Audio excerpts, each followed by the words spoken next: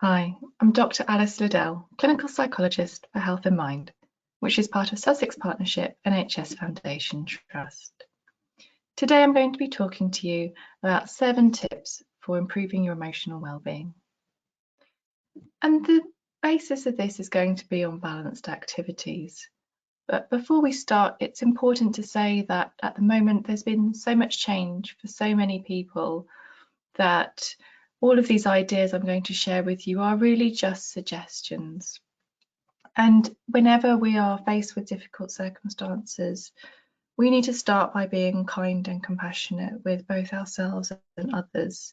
So we might want to try and make some changes to our activities to keep things in balance, and I'll explain why and what might be a good idea. But this is in no way an expectation or a pressure that you do all of these things, and certainly not straight away. I think the idea is really for you to have some ideas, and if there's something that jumps out at you that you think, yes, I could do that, I'm going to try and put that in place this week, then that's great. I hope that really inspires you. But I'm really not intending to put any pressure on anyone. So let's start by thinking about balanced activities. So we know this is important for people's emotional well-being, and what that looks like for different people will vary. It's a bit about balance and also about variety. So we're getting different kinds of activities in our day-to-day life, and that includes rest and time to just be as well. When we're getting that balance right, we get to feel really energized and motivated. So when our external circumstances change, we might want to make some adjustments or need to adapt things in order to keep things in balance. And if we have routines that are already working for us or things that we know generally help to keep us well, it's important to try to keep going with those. A routine also provides structure, so if we're making other changes, that can feel a little bit easier because we still have something that feels consistent. We know that people are more likely to start something new and stick with it if it's something they enjoy. So pick something that really brings you joy. And if you're not sure what you're interested in, then how about giving something a go, just trying it and experimenting with it until you find out what's right for you. So let's move into the 7 tips. These are going to cover 7 different areas or kinds of activity you may want to consider including in your life for well-being. So 1, connecting with others. 2, looking after our bodies. 3, staying active. 4, engaging our minds. 5, connecting to nature. 6, keeping up with day-to-day tasks. And 7, relaxing and staying present. So let's start with 1, connecting with others. So humans are a social species. It's really important for us to feel connected to other people for our well-being. And that might look very different now that we maybe can't do that in person as easily as we once did, but we can do it over the phone or online. It might help to make plans with your friends or family members as if you were going to visit them in person. So you know that's part of your week ahead and it's something to look forward to. It may also be an opportunity to reach out to old friends that you maybe haven't heard from in a long time. If you're wanting to recreate that sense of being together, then it might help to have a cup of tea together or a meal together, obviously over the phone or online. And if you're not sure about what you talk about, just staying in touch, then maybe watching the same show or reading the same book could be of use. Another way that we can stay connected to others is through giving, and we know this is really helpful for our well-being, for the person who's receiving, but also the person who's giving. So it could be something like offering a phone call to someone who you know is going to be a bit more isolated than others, or offering a gift, or to do an errand for a vulnerable person. When we're reaching out to others and showing that we care, contributing to the community, it helps with our overall sense of well-being. It's also really common to be feeling quite overwhelmed at this time, and to feel that maybe there are lots of things going on outside of our control. So we have lots of worries. Talking to somebody else about that can really help to get another perspective. And if you're struggling to speak to somebody that you know, I'd really encourage you to reach out and contact a helpline. They'll really want to help you. 2, looking after our bodies. So looking after our bodies is essential for our emotional well-being, not just our physical well-being. We experience our emotions through our bodies. So if our bodies are feeling out of sorts, it makes sense that our emotions are going to also be feeling a bit off balance. And they are anyway, with everything that's going on. So we're just wanting to see what kind of tweaks we could be making to lifestyle habits that could help to support a greater sense of well-being in this difficult time. The 4 areas that I'm going to talk about are exercising regularly, eating well, limiting substances, and sleeping habits.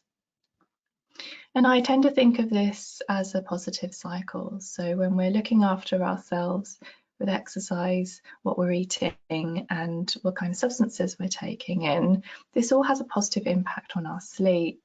And sleep really is a foundation for our overall mood, well-being. So if we are doing that, we're sleeping better, then we're going to have more energy to keep putting into our other kind of healthy health habits and lifestyle choices. The thing about these kinds of habits is that they tend to have a build-up in how much we feel the effect. So day 1, day 2, day 3 may not feel like amazing, but over time you will start to feel the benefit. And similarly, if we miss a day or 2 here or there, it might not be that big of a deal. But what we know is that if we get out of the habit and then we stop doing it, we are going to feel the effects. So keeping on top of things as best you can is really helpful. And I think at the end, I'm going to talk a little bit about how we can set ourselves some realistic goals. So a brief bit about exercising regularly and why it's so important. It's important because it breaks down our natural stress hormones and increases our natural painkillers. And we may need to do a little bit more exercise than usual because we're overall a bit less active because of social distancing. So there are some ideas such as going for a walk, which can be hugely beneficial. You don't have to be doing intensive cardio exercise, but if that works for you, then go for it. You could do some chair stretching, yoga, or dancing to some music. Eating well supports our emotional and physical well-being, and eating well and regularly in particular, so that we don't get those peaks and troughs in our blood sugar levels that can lead to emotions feeling quite overwhelming or generally feeling off balance. Eating regularly also provides something of a structure and a routine, and that helps our body clocks to know when it's time to go to sleep. At the current time, and really as in any time when we're faced with a lot of challenges, uncertainty or hardship, it can be difficult to know how to cope emotionally. And it's very common for people to turn to substances to try and push this down or to keep their energies up. And whilst that's really understandable, and often people report feeling some kind of benefit to that in the short term, what we know is that in the long term that can lead to more problems and to us feeling worse. So if at all possible, it might be worth looking into other ways that can support you at this time with how you're feeling. And that might be through pleasurable activities, looking after your well-being through other ways like the healthy habits, or by checking out some ideas from the worry and anxiety video. So sleep, as I said, is an absolute foundation for our well-being because it gives our body and our mind time to rest and process the information from the day. And that's increasingly important at the moment because we're going through such a rapid period of change and there's so much to process, not just in terms of information, but in terms of our emotional landscape, that we really do need to have the time asleep to let our brains catch up with all of that. But that is easier said than done, and that's particularly true when we're feeling anxious, which again is very normal at the current time. because when we're feeling anxious, we're going to feel on high alert, and it's going to be very difficult to switch to a resting mode, which is what we need when we're sleeping. So if that's the case for you and you're noticing a lot of worries going through your mind and it's hard to switch off at night, I really do recommend checking out that other video on managing worry. Some ideas for things that can help with getting a good night's sleep are keeping a regular time to go to bed and to wake up, and also maybe using your bed just for sleeping so that you can associate bed and sleep rather than bed and other activities. So if you've got somewhere you can do other things in your home, that would be really good. And although we're all spending more time connecting on screens at the moment, this can be quite overstimulating for our brains and make it difficult for us to shut down. So if you can, trying to limit your screen time 1 to 2 hours before bed can make a really big difference. 3, staying active. So this is a bit broader than just exercise. It's about how we're spending our time, and we can spend it doing some things that are seated. I think we probably all will, but if we can mix that up by getting up every now and again, some ideas, and again, no pressure, but some ideas might be gardening, DIY, having a spring clean, or decluttering and getting rid of some stuff that you just don't need anymore. It's important to move regularly. So if this is difficult and you maybe just need a prompt, then you might want to set yourself a reminder on your phone just to get up and move about for a few minutes every hour. And if you can get outside for a walk, run or cycle daily, that will also really help. 4, engaging our minds. So when we have sort of reduced stimulation in our environment, there's maybe less things to keep our minds active, which is the current situation, as we're not doing a lot of the things we used to do. It's very easy to feel bored, restless, or frustrated, and that's really very understandable. One way that we could try to manage that would be to find something else to engage our minds with. And that might be through themes around creating something or learning something. So some ideas for that could be reading, painting, knitting, singing, creating a video, writing a story, playing an instrument, or learning a language. And again, the key with this really is to just choose something that you enjoy and maybe not worry too much about how good you are at it. It always takes time to learn something new or to create something, and it's really much less about the outcome and what that looks like or a sense of achievement, and it's really much more about giving yourself something to engage your mind with that feels constructive and that feels that you're putting it into something that's going to be helpful to you, as opposed to maybe worrying or focusing on things that we don't have any control over. Okay, 5, connecting to nature. Nature is so important for our well-being. It can provide a sense of relaxation and soothing. So if you can find a way to be in a green space, whether that's a park, a field, or the open countryside, then I would really recommend that. And bodies of water such as the sea, lakes, or rivers, they can also be quite soothing. If you can't get outside, then try to open your windows and let in some fresh air. And that can also be really helpful for sleep. If you have a garden, then I'd encourage you to spend some time there. And if not, then maybe you could nurture some houseplants. And I think most people with pets would know this, but just a reminder that connecting with pets can be really soothing as well. If you're feeling restricted, then one thing that can help is to stare up into the vastness of the sky and just embrace that sense of openness that the sky can bring us. 6, keeping up with day-to-day tasks.